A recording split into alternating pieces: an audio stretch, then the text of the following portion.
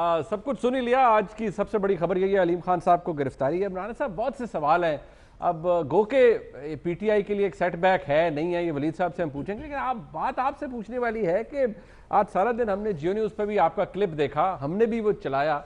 आपको कैसे पता चल गया था कि अब फाइलें तैयार हैं और गिरफ्तारी होने वाली है? ये तो शेख रशीद साहब ये काम करते थे, आपने शुरू कर दिया। देखें, मोहसिन नकवी ने जो है वो किसी ऐसे ही मौके पे कहा था कि अब कौन मेरे पाँव की जंजीर को खोले, हाकिम मेरी बस्ती के सारे महकूम हैं। तो ये जो हाकिम है ये महकूम है, और हम इनको पिछले 4-5 माह ये बात समझाते रहे हैं कि देखें, नैब लाज में जो है जो एक अरेस्ट करने का इख्तियार है उसे डिफ़ाइन करने की ज़रूरत है। यानी ये कोई यानी इस डिस्क्रिशन की जो है वो लिमिट्स नहीं है कि वो बाबर अवान जैसे आदमी को जिसके ख़िलाफ़ वो ये साबित कर दें कि उसके ख़िलाफ़ केस जो है वो साबित होता है और उसके ख़िलाफ़ रेफरेंस दायर करें, उसे गिरफ़्तार ना करें। और मियाँ शहबाज शरीफ को जिसके ख़िलाफ़ 4 माह तक बावजूद कोशिश के, इन्वेस्टिगेशन के, इंक्वायरी के 1 रुपए की करप्शन का इल्ज़ाम ना लगा सके और सिर्फ कहेंगे जी वो इख्तियारात का गलत इस्तेमाल करके तो एक कॉन्ट्रैक्ट जो है वो उसको मनसूख कर दे, उसको जो है वो गिरफ़्तार कर लें। अब आसमा अरबाब और अरबाब आलमगीर, उनके ख़िलाफ़ जो जिनका तल्लुक़ KPK से है, उनके ख़िलाफ़ पीपल्स पार्टी के लोग हैं, उनके ख़िलाफ़ बड़े ही संगीन किस्म के इल्ज़ामात की जो है वो बात की गई है। उनके ख़िलाफ़ रेफरेंस दायर हुआ है, उनको गिरफ़्तार नहीं किया गया। अलीम खान को जो है वो गिरफ़्तार कर लिया गया है।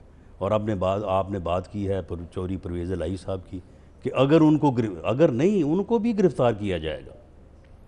तो मामला ये है कि हमने कहते हैं ना हमारा समझेंगे हम गिरफ्तार। बात ये है कि इसमें मैं नैब को या नैब के चेयरमैन को या नैब के ऑफिसर्स को मैं नहीं कहता। मैं तो कह रहा हूँ कि जो नैब लाज हैं उनमें जो है जो इख्तियार है किसी को गिरफ़्तार करने या किसी को ना करने का, वो डिफ़ाइन ही नहीं।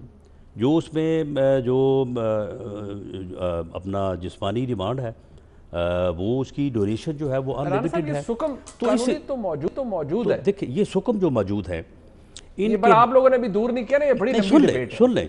इसके बारे में एक लीडर ऑफ द अपोजिशन ने एक कमेटी नामजद की। उसमें अपोजिशन की तरफ से मेरे अलावा राना तनवीर साहब थे, नवीद कमर साहब थे, अयाज सादिक साहब थे।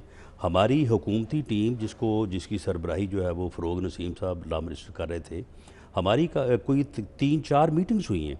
हर चीज़ को जो है वो वहाँ पे बैठ के डिस्कस किया गया। और फ़रोग नसीम साहब ने, अगर वो आप लें फ़ोन पे, उन्होंने ख़ुद इस बात को तस्लीम किया। उन्होंने कहा कि हाँ बिल्कुल, जो अरेस्ट की पावर्स हैं, डिस्क्रिशन है, ये अनलिमिटेड है और इसको जो है वो इसको डिफाइन होना चाहिए, रिमांड के मतलब बात होनी चाहिए। और हमें ये कहा कि जी मैं आपको ये 3-4 बातों पे तो मैं आपको ये इंश्योर करता हूँ कि प्राइम मिनिस्टर से मैं बात करके जो है वो इनको हम जो है वो रिफ़ाइन करेंगे, लॉ को हम अमेंड करेंगे। लेकिन उसके बाद हमें ये पता चला कि जब ये मीटिंग हुई इनकी कैबिनेट की, तो उसमें इमरान खान साहब को वहाँ पे जो हॉकिश एलिमेंट थे उन्होंने कहा नहीं जी नहीं, इनको रहने दें, अब ठीक है अपोजिशन की जो है वो शामत आई हुई है तो आप इसको रहने दें। और इसी तरह से जो है वो इस मामला को जो है वो चलने दें। आपके ख्याल में अलीम खान साहब के साथ ठीक हुआ है, वो ऐसे ही गिरफ्तारी हो जानी चाहिए? नहीं, बिल्कुल नहीं। मेरे वही एहसासात हैं, बल्कि PMLN के भी वही एहसासात हैं जो जिस दिन मियाँ शहबाज शरीफ साहब को गिरफ़्तार किया गया, जिस दिन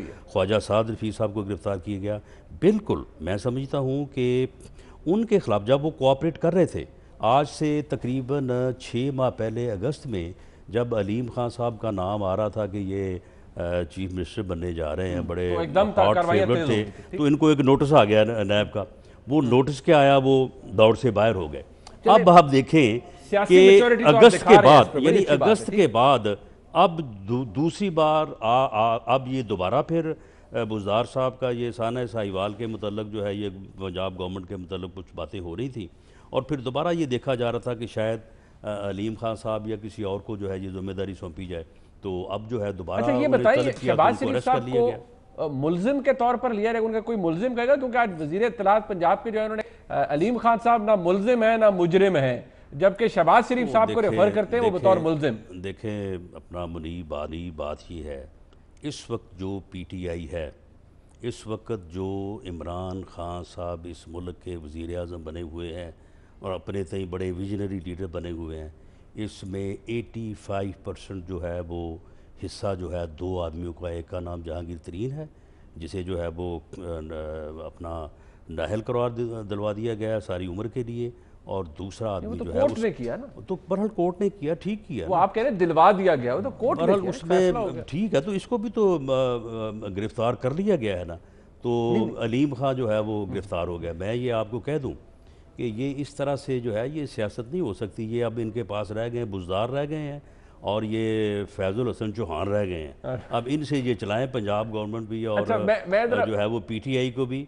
हम देखेंगे कि ये किस तरह से चलती मैं है। इन वलीद दोनों साहब के लोगों पास का 85% हाथ है या हिस्सा है जिनको इन्होंने पकड़ के जो है वलादा अच्छा, करके वैसे बिठा दिया। मैं वलीद इस साहब के तरह से पास, सियासत नहीं चलती। ठीक है, वलीद साहब के पास आने से पहले मैं जरा नबील कबूल साहब, वैसे हमने सवाल इब्तिदा में भी किया कि आज पंजाब के अंदर अलीम खान साहब की गिरफ्तारी के बाद अगर आप सोचें कि जितने यहाँ पर जिस हिसाब से हालात थे पंजाब के अंदर, कोई अगर धमाल डाल रहा होगा या खुश होगा, क्योंकि बात तो तकलीफ की, लेकिन अगर सियासी तौर पर कोई खुश होगा पीटीआई के अंदर तो वो कौन होगा? मुझे ये नहीं पता कि पीटीआई के अंदर कोई खुश होगा वो कौन होगा, लेकिन ये ज़रूर मुझे पता है कि पीएमएल काफ के अंदर जो लोग हैं वो बहुत खुश है और उनको खुश होना नहीं चाहिए, क्योंकि अगली बारी जो है वो चौधरी परवेज़ अलाई की है, ये मैं आपको बता दूं। और ये जो पूरा एक इनको पूरा करना है अपना नंबर्स कि कितने लोग गिरफ़्तार करने हैं मार्च से पहले, तो उसमें काफ़ी लोग हैं और मज़ीद गिरफ़्तारियाँ जो है जुमे के दिन भी सुना बड़ी गिरफ़्तारी होने वाली है। तो ये एक छोटी गिरफ़्तारी पंजाब की शो करके एक नेशनल लेवल के एक लीडर को गिरफ़्तार करेंगे। इस तरह फिर गिरफ़्तारियों का तसलसल अब स्पीड गबोल साहब, जुमे को तो शायद खान अब्बासी साहब पिंडी वाली नैब पिंडी में जा रहे हैं, और किसने गिरफ्तार होना है? फिर आप उनकी तरफ इशारा कर रहे हैं, वो तो पहली दफ़ा जा रहे हैं। देखें, अब आपको पता है ना, जो नैब जिस तरह राणा साहब ने कहा, सनाउल्लाह साहब ने, वो बिल्कुल सही कहा कि कोई लॉ जो है ना डिफाइन समझ नहीं आ रहा है, इंक्वायरी चल रही है और गिरफ्तारी, वो अपनी मर्जी के मालिक हैं। उनको वो जो एक ज़माने में हम कहते थे कि जो अमेरिका जो है वो इंटरनेशनल पुलिस बन गई है, जो चाहे कर सकती है, जिस मुल्क पे चाहे जाके अपने फोर्स भेज सकती है, तो नैब की जो मर्जी हो वो कर सकता है। लेकिन ये जो आज शेख रशीद ने बयान दिया है, इसका बड़ा इंपॉर्टेंस है, पता नहीं आपने सुना है नहीं सुना है। उन्होंने कहा कि मैं कल जाकर मिल रहा हूँ इमरान खान प्राइम मिनिस्टर से और परसों मैं बताऊंगा कि ये जो पैकेज डील है शरीफ फैमिली को, उसमें क्या क्या डील दिया गया है। तो ये मुझे सिर्फ ये बता दें कि शेख रशीद साहब को इमरान खान कैसे बता सकता है कि पैकेज डील में जो है वो क्या है और नैब किसको गिरफ्तार करने जा रही है। बड़ी दिलचस्प बात है। तो ये भी हो रही है। नवाज शरीफ कहते हैं मैंने जेल वापस जाना है, मैंने हॉस्पिटल में भी नहीं रहना। शेख रशीद साहब कहते हैं पैकेज डील हो गई। ये पता नहीं, ये अपनी जगह मौजूद है बात, इसके ऊपर भी मैं आपसे पूछना चाहूंगा, लेकिन जी भाई, ये मैं आपको बताऊं मुनीब कि ये तो हकीकत है कि गवर्नमेंट की तरफ से ऑफ़र हुई है, गवर्नमेंट की तरफ से नवाज शरीफ साहब को ऑफ़र हुई है डील की, लेकिन ये भी मुझे पता है कि नवाज शरीफ साहब ने रद्द की है इस डील को। और उन्होंने कहा कि और वो डील क्या है कि कुछ मिलियंस जो है वो जमा करें ताकि ये हम बता सकें। नैब का एक कानून है, आपको पता है, नैब में पैसे जमा होते हैं और उस पर फिर लेकिन आप ऐसी बात है। हाँ नहीं, देखें इसमें जो है जो मेरी समझ है कि जो प्ली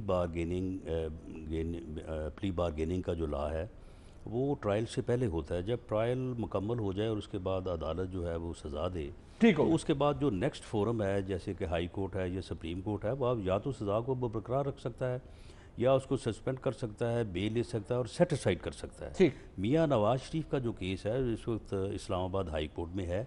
इस्लामाबाद हाई कोर्ट उन्हें बेल दे सकता है, उसको सस्पेंड कर सकता है या सेट असाइड कर सकता है।